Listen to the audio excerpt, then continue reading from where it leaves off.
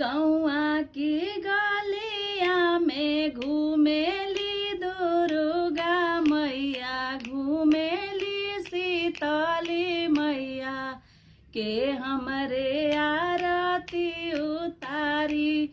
ए सेवकवा हमरो के हमरे आरती उतारी।